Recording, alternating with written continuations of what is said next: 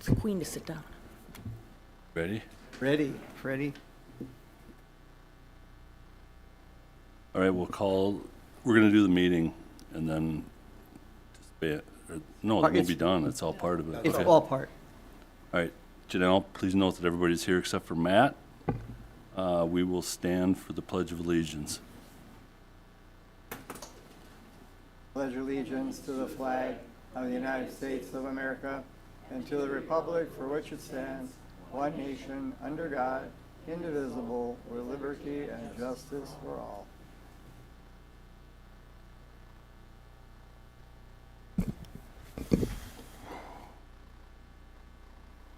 I assume Craig's gonna come forward and talk to us about the bid for the replacement. Yep, at 6, after we approve the agenda.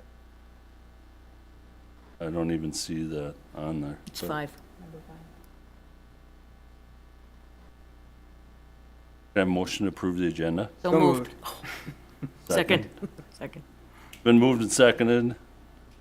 Everybody signify by saying aye. Aye. Aye. Opposed?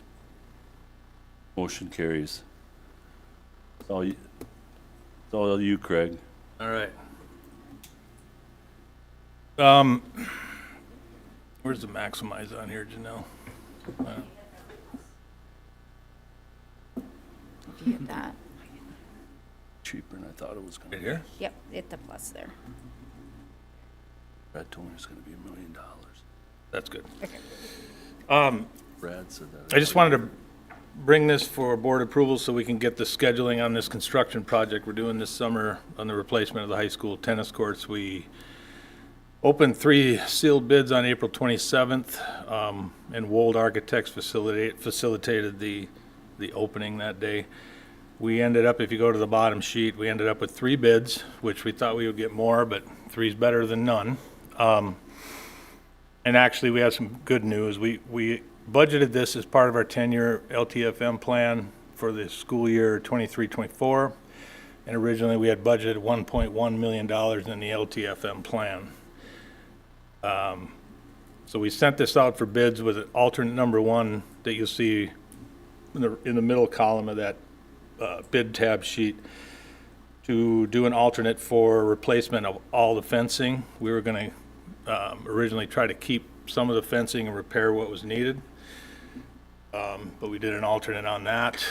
And the bids came in, base bid, K. Witt Construction from New Prague, it was $499,150, and then the alternate bid was $83,250, and their bid is good. They were the low bid by quite a bit, and the total project, we decided we wanted to go with the alternate fencing replacement and add the $83,250 for a total contract price of $582,400. And again, I want to make sure everybody understands this is not funded through the general fund. This is funded through the long-term facilities maintenance budget. It's a totally different funding source, because I know I'm getting questions on that already when we did these budget adjustments, and this does not have anything to do with those. So what I'm asking for is that we approve the contract, to enter into a contract with K. Witt Construction in New Prague to get this thing going. The timeline, tennis season ends pretty close to the last day of school, I think. Their sections are. So we'll start right after that following Tuesday after Memorial Day. And they will have it ready to go by August 15th for the fall tennis season. And Craig, these courts are about 25 years old. We've been patching it probably the last. Yeah, 8 courts were originally built when the high school was built in 1998. We added 2 additional courts in 2001, 2002, somewhere in there. So yeah, these are 25 years old, pushing 25 years old, and they've lived their life for sure. We're going to be redoing a bunch of. We have some water issues under that court for some reason, and it keeps pushing the foundations for the fence posts out there. It keeps pushing them out of the ground. So we're going to be retiling it. We're going to dump all that water into that holding pond out there, because when that tennis court was built, that holding pond wasn't there. So we're gonna redo all that tiling and dump that into that holding pond to shed that water out of there. So it's gonna be a good project. Okay, are there any questions? As far as the bid security goes, what kind of bid security contract? Say that again? Sorry. The bid security? What kind of bid security is KA WIT providing on their bid? Everything is according to the AIA documents. They have to be a member of the AIA group. And to do that, they have to, I can send you the bid, the actual bid security documents they have. They have to send a bid bond. They have to submit, I think it's 10% of the cost of the project. And the bid surety bond guarantees that they can fund this project. We will not get hung like we did when we did our stadium. We had a bankrupt contractor on that project. But I can sure forward them, I can sure forward you those bid docs. So if I understand correctly, they've put up a bond for 10% of the cost. 10%, I'm not sure exactly what it was. And then- Some are 5, some are 10, but I don't remember what this one was. And then they have insurance for the entire project as well? Correct. And that's part of the bidding process. They have to have that up front They have before to have they it can up even front. before they can even submit a bid. They have to have this lined up because otherwise their bids are not good. Yep, their bids are no good. And they won't be accepted. Positive that went to a local. Yeah, it's a construction local company. They actually Yeah, bid that's our football stadium project when we did that. And they weren't a qualified bidder at that time because they'd never done one before, but it'll be good to have these guys working. It's a local contractor, and we feel very comfortable with them. So you've never worked with them before? They haven't? I done have anything? on, when we did that concession building, they designed that, and then we built it, but Okay. I have worked with them Okay. before, yeah. I worked for them. They'll do Yeah, a I good used to job. work for them. They'll do a good job. Before you went into technology.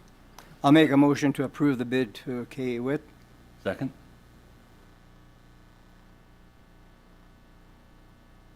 Somebody getting a second? So moved. Oh, I thought you seconded it. Oh, I can't second Well, it. that's why. I was a little scared. Motion's made and seconded. All in favor signify by saying aye. Aye. Those not in favor? No? Motion carries. All right, thanks. Thank Craig.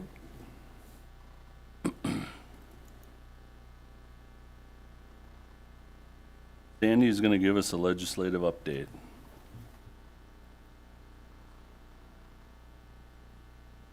Yeah, I don't have any documents to share. I'm just, made some notes about the school finance and where we're at. They have to be done by 2 weeks from today, the 22nd. So the things that we know are pretty likely because they're the same in the Senate and the House bill. The first is free menstrual products for grades 4 through 12. And we get a little bit of operating capital to fund that. For us, it'll be about $9,000. And that will be required in all grades 4 through 12 bathrooms. Let's see, operating levy renewal. The House has an unlimited operating levy renewal. The board can renew it. Ours is, that 247. So that means we could renew it every 6 years because it was originally for 6 years. The Senate allows only one time for one levy. So some districts have 3 levies. They could choose one and renew it once. So don't know how that will go, but ours isn't huge, so it's not as big a deal to us. Unemployment insurance for 9-month employees. This, feel confident is going to pass. And so if you don't work year-round, you're eligible to draw unemployment during the summer. Does that exclude teachers? Yes. Yep, just hourly employees. Hourly Are employees? paras, are Yes. paras hourly? Paras, Those are bus hourly? drivers, nutrition Yes. services. Yep. And unfortunately, there's not a funding mechanism in the House or Senate bill. There is in the governor's proposal. But for us, worst case scenario would be about $600,000. And we're not allowed to levy for it, and there's no aid right now in the package. Well, then I vote yes. Yeah, so that is very, very significant. That's worth 2% on the formula for us. Where is it in legislation right now? Yeah, so it's, the House and Senate both have it. That's in conference committee right now. Both passed They it. both have it, and the governor has it as well, and it could start as early as this summer. We've been trying to get answers from DEED, because it would just fall under the regular unemployment, as to what constitutes a valid job offer. We have jobs in the summer we need to fill, ESY, transportation, kids company, RAP, those kinds of things. And St. Paul School District was working with the DEED organization, and they conveyed to them that basically if it's just like a few hours a week for 5 weeks like ESY, that would not disqualify them for unemployment. So I don't know what we would do, honestly. They could draw unemployment and get paid. No, as and well? refuse the work. The concern is getting people to work now. in the summer. Exactly. Right. If they're gonna stay at home and get unemployment or go to work and, Right. I don't know. We're, number one concern is funding. Funding is the Right. number one. 600,000, but yes, I don't know where this is going to end up. This is, Yeah, Not and they good. don't allow us to levy for it because we levy for unemployment costs typically, but this would raise our levy by 4%. It's a lot of money. So the tax committee didn't put anything in their bill about increasing the levy, so they can't. You can't levy for it because the tax bill doesn't match. And the governor had some aid in his bill or his budget for this, but the House and Senate divvied that money up into other programs. Do they talk about where we're supposed to get this money? I mean, do they say, They don't no, care. we have a history in Minnesota of unfunded Unfunded mandates. mandates. It's just unbelievable. special ed is full of them. Yep. Yeah, it's very unfortunate. I've been, networking with districts, and districts are just, panicking about this. Big districts, it's $10 million. It's, big numbers. Does the language of the law require that for contractors as well, or is it just employees? Yeah, that is a very good question. I think it applies to contractors. I have not dug into that. But I think it's if you, work in the education industry for 9 months, you're eligible. But I'm not 100% certain on that. I know where you're going, yeah. And that presents a whole nother set of issues potentially. But we just have to see what passes and what, if any, funding we get. I mean, they still could put some funding toward it. It's not done. Still the House and the Senate and the governor have to get together in a room and decide what they're going to fund and what they're not going to fund. So there could be money in there, but we don't know yet. Paraprofessional training requirements for special ed. We already do this, so that's not a big deal to us. Let's see, early childhood teachers would receive tenure or continuing contract rights, which would be a challenge for our early childhood programs because our FTEs vary with program participation. So I don't know how that's going to go, but that's in both the House and the Senate bill, and I'm sure that the governor would be fine with that. It lowers the probationary year minimum number of days for a teacher to work from 120 to 90. So if someone was a long-term sub and worked 90 days, that would count towards tenure. Or if you hire someone late in the year, that would count, if they work 90 days, that would count towards. That would give them a full year then. That would give them, Yep, from 120 to 90. That's, We were trying to go to 100 at least. We were trying to go down some, but that didn't work. We had a lot of effort put into that to go to 100, but it didn't work. Do you know what their logic is behind this? Is there a reason? I don't think so. They don't need logic there. They just do whatever, Yeah. kind of, Whatever the whatever union- pops in their head, they, whatever the union says. yeah, pretty Yeah. much. Logic is, yeah, but it's no logic. Student support aid, we've talked about this during the budget adjustment process. That is in all three budgets. And it looks like it would start for our district at about a little over $100,000 and then increase for the next 2 years. But again, we have to wait and see how that goes and what we can use it for and how we can use that money. Cross-subsidy aid, the House's bill has a 47.8% reduction, and that would be right away in 23-24. For us, that's about 1.5 million. The Senate starts out at 40%, but then they go to 47.3 and then 60% in the third year. So that would get us to a higher place.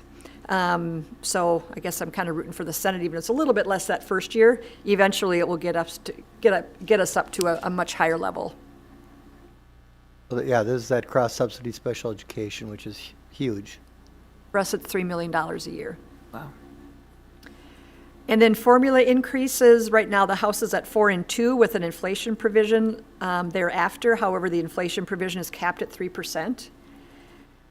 And the Senate is at 4 and 5 with no inflation.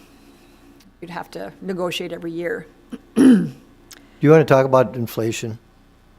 You know, Yeah. if that's yeah. good or if that's bad? Yeah, I mean, 3% is fine when you're, at 2.5% inflation, but if you're at 7 or 8% inflation, that is not a very good deal. And disappointed with the cap, I guess, that districts, we have to do business no matter what. You're going to see, when I present the budget, utility rates keep going. I mean, things are still going up. It's not, Fuel is so volatile too. Yeah, It's yeah. going up so fast on you. It's not going up 9% anymore, it's going up 6% now, but it's still significantly higher than 3%. Paid family medical leave just passed the Senate a couple hours ago, so that has passed the House and the Senate, and I'm sure it has to go to conference committee. I'm not sure of the differences because I haven't studied it, but the governor has this in his proposal. They're going to use some surplus money to seed it. I think it was $541 million to seed the program. Then there'd be a payroll tax, half paid by employees, half paid by the employer. Now, as a school district, I believe we have to negotiate whether or not the employee will pay half or we pay the whole thing. I guess, I think we have to negotiate. I guess I'm not 100% certain on that. Wouldn't it be like TRA, where TRA, you have a certain Right, percentage, right. don't you? Well, Yeah. won't they, In this in good bill, logic, put that into that too? in this bill, I think it's a percentage, and then they say the employee may pay half of that. May pay half. Yeah, I think that's how the wording is. And again, what's going to come out of the conference committee, I don't know. But that will give people basically 12 weeks of paid family medical leave. And there's some situations where you can get more. And the level of income replacement will depend upon the level of, just like unemployment, the lower you're paid, the higher percentage gets replaced. So I think like at our hourly level, it would be like 2/3 replacement. And at the higher levels, it would be a half replacement.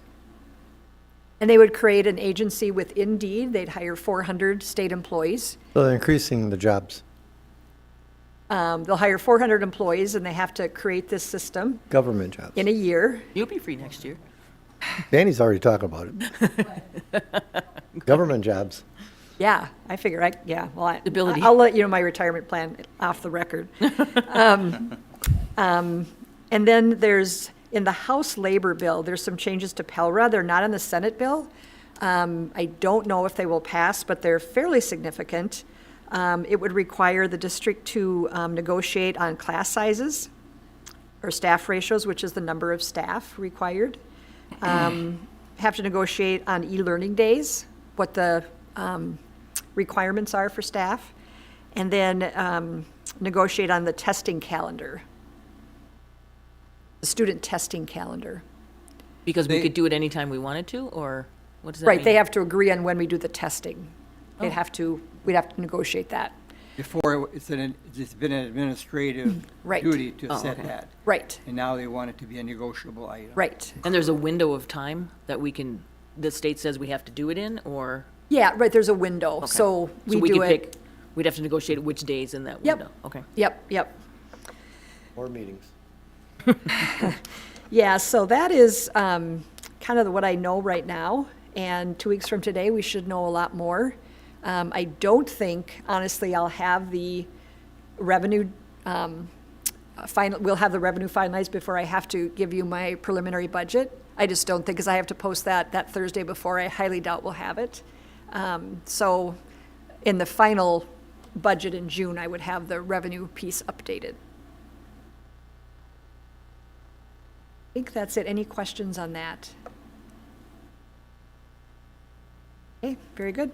Thank you. Thank you.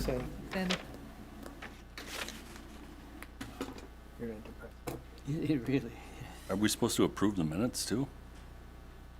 Nope, that was approved. On number 8, so that's it. I'll make a motion to adjourn. Second? Been a motion made and seconded to adjourn the meeting. All of those in favor signify by saying aye. Aye. Aye.